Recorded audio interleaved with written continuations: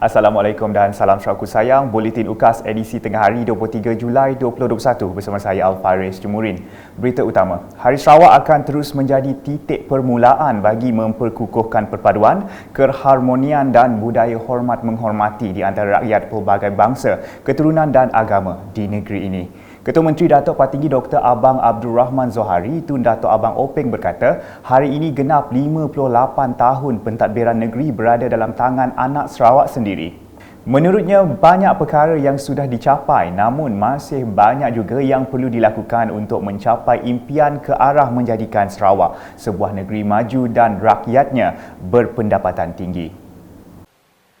Saya amat yakin kita boleh mencapai impian ini menjelang 2030 jika kita semua berusaha dengan gigih dan memberi sepenuhnya tumpuan kepada matlamat kita untuk menjadi ekonomi yang maju dalam masa 9 tahun lagi mengikut acuan kita sendiri. Saya telah melancarkan pelan pasca COVID-19 pagi tadi. Dan saya begitu yakin bahawa semangat sebagai anak Sarawak yang dipamerkan ketika berhadapan dengan COVID-19 akan membawa kita kepada kejayaan untuk mencapai matlamat pelan tersebut pada 2030 insya-Allah. Beliau berkata demikian semasa menyampaikan ucap tama sempena sambutan Hari Sarawak 2021 di bangunan Dewan Undangan Negeri Dun pada Khamis. Hadir sama ketiga-tiga timbalan Ketua Menteri Sarawak, Dato' Amar Douglas Unggah Embas, Tan Sri Dato' Amar Dr. James Jemut Masing dan Dato' Amar Awang Tengah Ali Hassan. Menteri Kerajaan Tempatan dan Perumahan Sarawak merangkap Menteri bertanggungjawab bagi sambutan Hari Sarawak 2021, Dato' Sri Profesor Dr. Sim Kui Hian serta barisan Menteri Kabinet Negeri Sarawak. Dalam pada itu, Ketua Menteri Datuk Patinggi Abang Zohari turut menegaskan peruntukan yang besar tidak menjamin kejayaan jika iklim politik tidak mengizinkan. Tegas beliau, pergolakan politik dan perebutan kuasa antara parti-parti politik akan menyebabkan keadaan tidak stabil dan tidak sihat kepada pembangunan ekonomi. Walau apapun yang dirancang oleh kerajaan, peruntukan yang besar tidak menjamin kejayaan jika iklim politik tidak mengizinkan. Pergolakan politik dan perubatan kuasa antara parti politik akan menyebabkan keadaan tidak stabil yang tidak sihat kepada pembangunan ekonomi. Wang asing akan mengalir keluar dan para pelabur sudah pasti tidak akan melabur di negara-negara atau negeri-negeri yang terumbang-ambing dari segi suasana politiknya. Berita seterusnya, Unit Komunikasi Awam Sarawak UKAS telah menyantuni 50 orang penduduk di 4 buah kampung di kawasan Dewan Undangan Negeri Dun Tarat menerusi program ziarah UKAS yang diadakan pada Rabu. Antara kampung tersebut ialah Kampung Ampungan, Kampung Sebangkoi, Kampung Tanah Putih dan Kampung Munggu Kopi.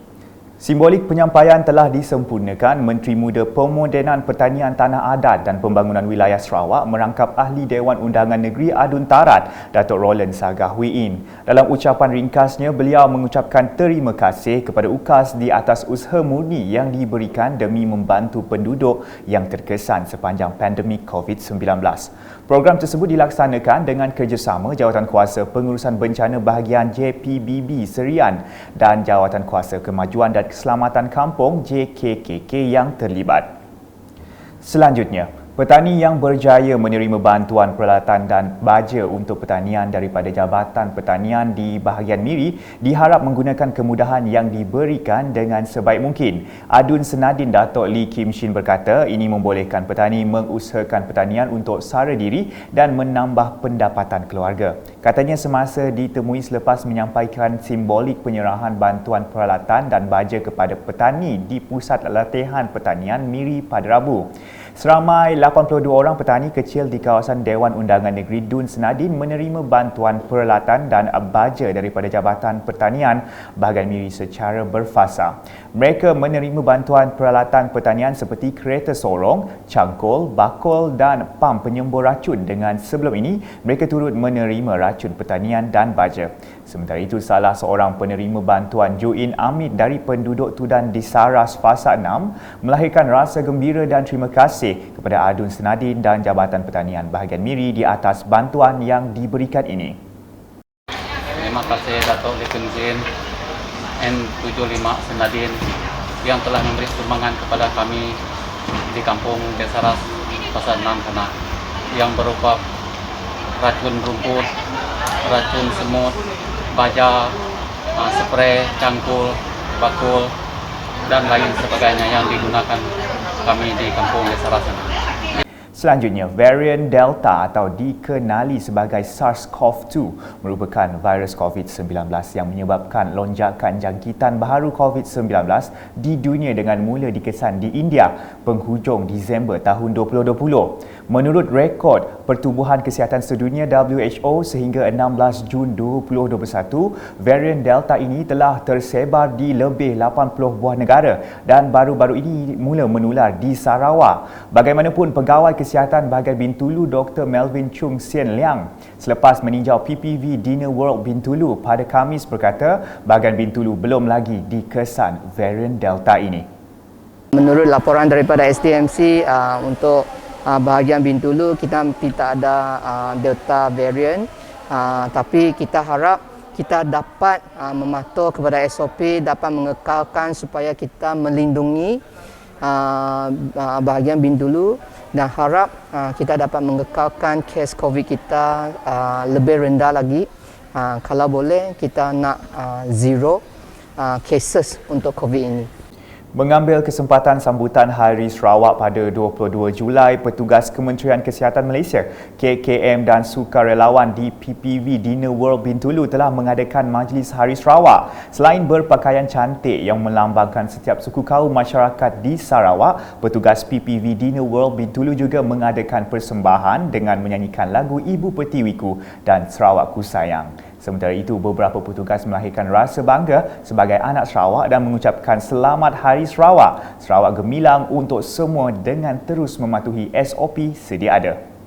Kampung apa-apa, cuma duduk dalam bandar. So, harap-harap kita dapat kekalkan SOP kita pasal untuk sama-sama memerangi COVID-19 ini. Saya Dr. Linda Jok, bertugas di Pejabat Kesihatan bahagian Bintulu, ingin mengucapkan Selamat Hari Sarawak kepada semua penduduk ataupun rakyat Sarawak. Sentiasa ingat patuhilah SOP walau di manapun anda berada, jaga kesihatan dan paling penting dapatkan vaksin sekiranya anda belum divaksin. Saya Kemilia Sim. Aku Nage anak Aceh. Selamat Hari Sarawak. Lindung diri, lindung semua. Agi hidup, agi ngelaban. Seterusnya mengenai program imunisasi COVID-19 kebangsaan PICK Fasa 2 yang mula dilaksanakan di PPV SM Citizen Sibu pada Selasa. Menurut Pengerusi Parti Rakyat Bersatu Sarawak SUPP Cawangan Dudong merangkap Timbalan Pengerusi Majlis Daerah Luar Bandar Sibu MDLBS Wong Ching Yong seramai 2,500 dijangka hadir menerima suntikan vaksin dos kedua selama 3 hari PPV tersebut beroperasi. This is the second dose for 3 days, 20th, 21st and 22nd. We expect about 2,005 people will turn up. At the moment it's very smooth because we don't need to sign the letter of consent anymore. So they just come, register and have vaccination. I would like to thank all the volunteers for providing the services. They provide the services free of charge. Beliau memberitahu sambutan orang ramai amat menggalakkan dan lebih 800 orang hadir mendapatkan suntikan vaksin pada hari tersebut.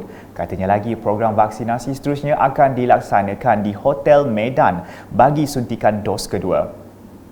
Beralih ke laporan COVID-19, Jawatankuasa Pengurusan Bencana Negeri JPBN Sarawak dalam kenyataan medianya pada Khamis memaklumkan sebanyak 644 kes positif baru telah dikesan di 23 daerah di Sarawak, menjadikan jumlah kumulatifnya kepada 72,857 kes. Daerah-daerah yang dikesan adalah seperti berikut.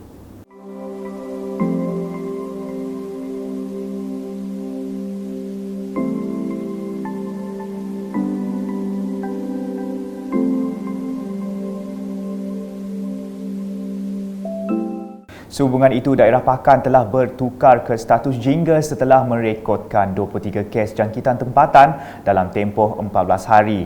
Manakala daerah-daerah lain masih kekal dengan status sedia ada. Kenyataan JPBN Sarawak juga mengisytiharkan terdapatnya 2 kluster baru di Saratok, iaitu kluster Ulu Senulau dan kluster Abu Bengang. Turut diisytiharkan penamatan 1 kluster iaitu kluster Jalan Bintulu Tatau setelah tiada kes baru dilaporkan dalam tempoh 28 hari. Ini menjadikan jumlah kluster yang masih aktif setakat ini adalah 94 kluster. Dalam pada itu, berikut merupakan lokasi yang diputuskan oleh JPBN Sarawak berhubung pengisytiharan dan penamatan Perintah Kawalan Pergerakan diperketatkan PKPD. Sekian edisi Tengah Hari bersama saya Al-Faris Jumurin dan kru penerbitan. Berita lebih lanjut boleh didapati di semua platform media sosial UKAS termasuk portal ukas.sarawak.gov.my dan pastikan anda subscribe UKAS Channel di YouTube. Salam UKAS.